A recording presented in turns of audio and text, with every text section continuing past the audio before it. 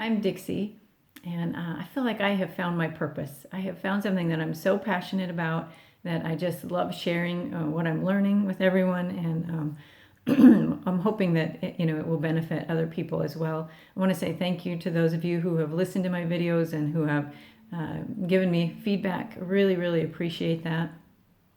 Today, I want to talk to you about different things that disturb our peace.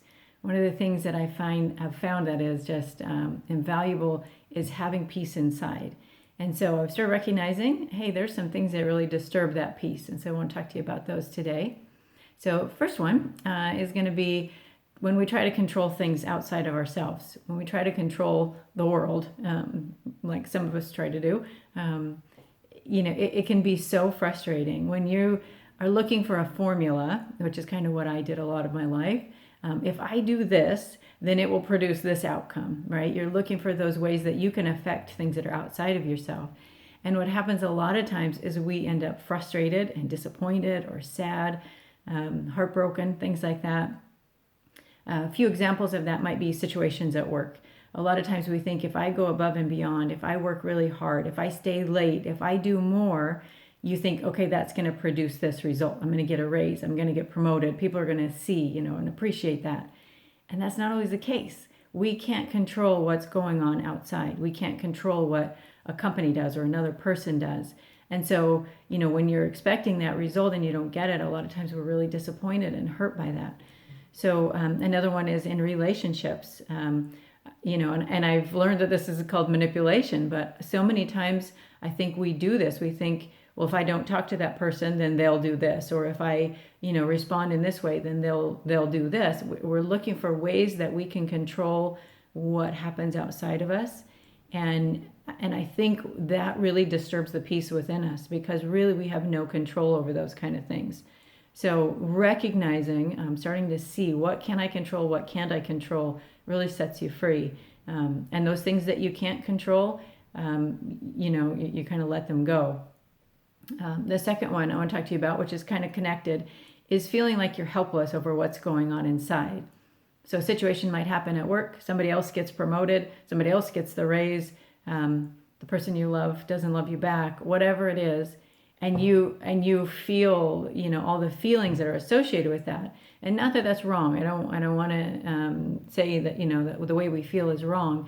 But when you feel like this is just how I feel and there's nothing I can do about it, that really disturbs the peace inside of you. So for me, one of the things I'm learning is, okay, recognizing this I can control, that I can't control, and going back and saying, okay, what can I do here that's going to help me to respond, to help me to keep my peace while I'm dealing with life that I have no control over. And it's been really fascinating and really empowering to go back and say, okay, I don't have any control over the way this person is responding or what they are doing. But to me, I have the power, I have the control to make decisions. How do I want to feel?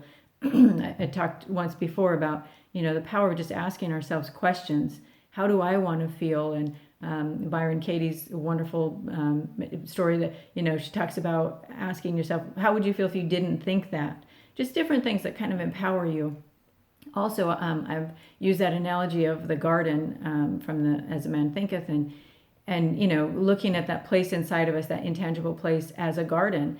And so for me, when I'm feeling something that I don't like, then it's disturbing me, I picture, okay, I'm going to go into this garden and I'm going to get that weed, I'm going to pull it out, I'm going to get rid of this.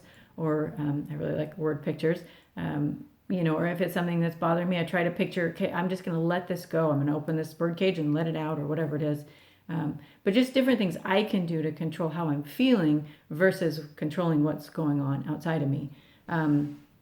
The third one, I think that just really gets us over and over, and I love this because I read different articles or different books, and I see it, and I'm like, oh my gosh, I'm not the only one. The other people are struggling with this.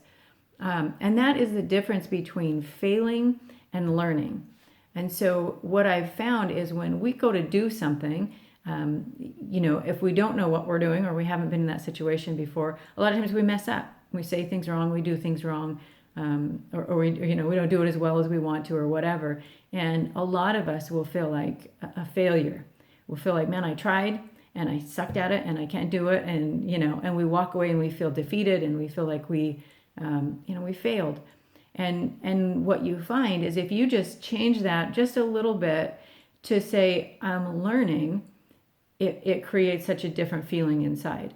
To me, life is basically like a school, right? You're always learning. And the definition of learning, I was started looking at this because I was like, okay, it's not failing when you don't know how to do something or when you mess up at something. What is it? And so then I was really kind of following that through, and I said, we're learning. We're all learning all the time, and life is a school. And so then you kind of use that analogy, what is school like, and then apply it to your life. Learning means that we're basically acquiring knowledge by an experience or by studying or by somebody teaching us. And I was like, yep, that's exactly what we're doing. When we mess up, we can say, okay, I'm learning that. Anything from, if you try a new skill and you don't know how to do it, you're probably going to mess up. We have a lot of new people that come into work, and when they're just learning, they make mistakes. It's part of the process. But when we get out in life, when we get out and we think, okay, I'm an adult now, I'm not supposed to mess up. I'm not supposed to make mistakes. And that's just not true. It's just not possible. So anytime you feel like you're failing, just ask yourself, what am I learning in this process? And it just, the change in that one word makes all the difference in the world. The fourth one that I believe is really powerful is believing that something that is not part of you. I talked about last time on my video about physical things that teach us about our emotional or our mental things. And for me, one of the things that I started recognizing is, how do I know what's me and what's not me? How do I recognize if something is a foreign substance and what's supposed to be part of me? And I started to realize over and over again, how do you feel about it? How does it, what is it doing inside of you? And so I started looking at that and thinking of all the things that I've taken over the years and thought they were me, thought they were part of who I was. And I've started kind of examining each one of those. Is that me? Am I that? We give ourselves a lot of labels, and we call ourselves a lot of different things that, I'm slow, I'm dyslexic, I'm not good at that, whatever it is. And so I've kind of gone back and looked at it and realized that if something's bothering me, if I talk too much and that bothers me, then that means it's not me. That means that there's something inside of me that's saying, this is foreign, this isn't supposed to be here. If I say something and it bothers me that I said it, that I'm learning, hey, that's not me. I don't want to talk like that. If it didn't bother me, if it was something I said and maybe I even actually felt good about it, I would know, okay, that it's almost like, the outcome gives us wisdom into what's going on before that. Because if it doesn't bother you, then chances are either you don't know, or, there's things that we do that we don't realize, or there's something inside of you that's like, yes, I'm glad I did that. I'm glad I said that, versus when you do something or say something that you shouldn't. So I think if we can start to recognize those things, if it's bothering you, chances are it's like a sliver. It's like a shrapnel that's inside of you. Your body's saying, get this out. This is not us. We don't want this here. So I think that will help us to feel more free. Number 5, this one's huge for me, is taking responsibility for what someone else does. Now, we probably all had the situations of being out, you go to a grocery store or something and the clerk is rude or short or, not as friendly as she could be or something like that. Or you're in a conversation with someone and they respond in a way and you're like, whoa, what the heck just happened? For me, in my life, I would always take those things, take responsibility for those things. I think, man, I must have done something, or, just feeling like I had something to do with it. And oh my gosh, this makes you miserable. So what I'm starting to see is the same thing that's going on inside of me is going on in every single person. That they are struggling with their own, who am I not? They're struggling with their own inner peace, their own mental thoughts. And so when I separate myself from that person and how they're behaving, a big one for me is when I love somebody and maybe they don't respond back the way I want them to, then I tend to take that on and say, I'm not worth loving. It must be something wrong with me that they're not doing that.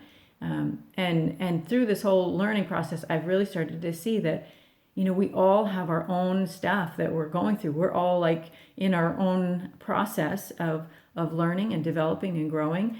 And so, 99.9% of the time, the way that person is responding has nothing to do with you. They were like that before you got there. They'll be like that after you leave. And the only thing that's going to change that, the only thing that's going to change in that situation is how you respond. So what I'm finding is if I can see that as outside of myself, that's something I can't control, then I can respond differently. I can say, oh my gosh, you must be having a really tough day. That person must be having a really hard time, or that person must be really hard on themselves if they're treating me this way, or just looking at it different. Such a different feeling that you get when you look at it that way versus thinking that, man, I must have done something wrong, or I must have said something wrong, or I must be really stupid if this person's responding this way.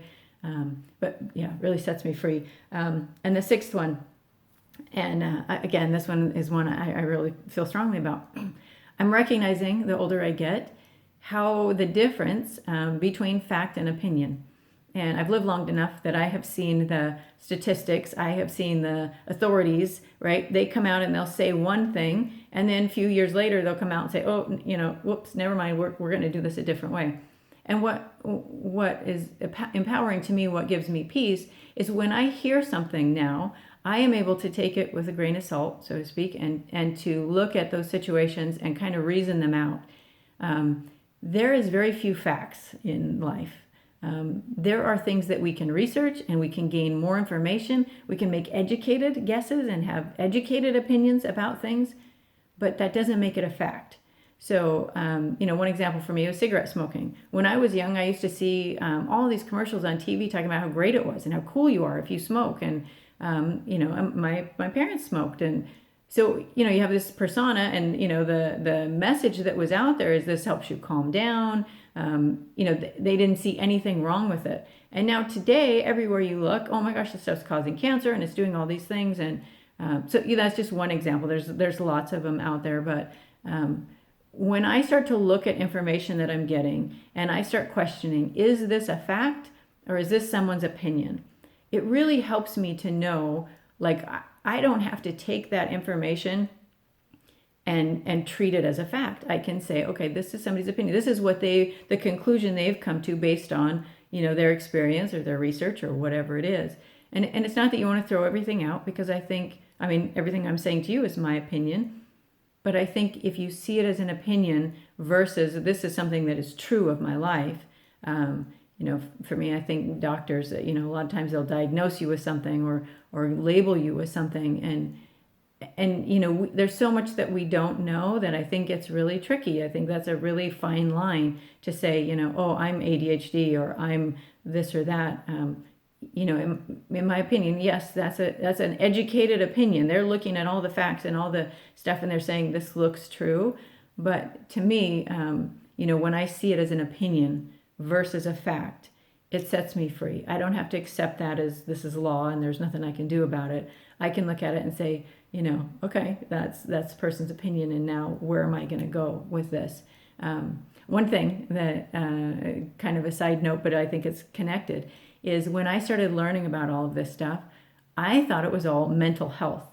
I was looking at all of these different things I'm learning and saying, okay, I want to be mentally healthy. And what I'm learning as I'm going through all of this stuff is that some people call this exact same process that I'm talking about spirituality. Some people call it emotional intelligence. There's different words, mental health, all these different things. And so what I've decided, what I'm kind of looking at is my fascination is with the intangible parts of us. Those parts of us that you can't see or touch or grasp, right? Those are the things that fascinate me. Why do we feel the way we feel? Why do we think the way we feel or think the way we think? Why do we believe the things that we believe? So to me, it's like all of those things together, our minds and our spirits and our, our feelings, all those things together is what is really driving my passion. So like I said, I'm still learning, still trying to figure this stuff out, but hopefully that's given you some food for thought. You can be thinking about things that disturb your peace and how you can respond to them in a way that you get your peace all the time. Have a great day.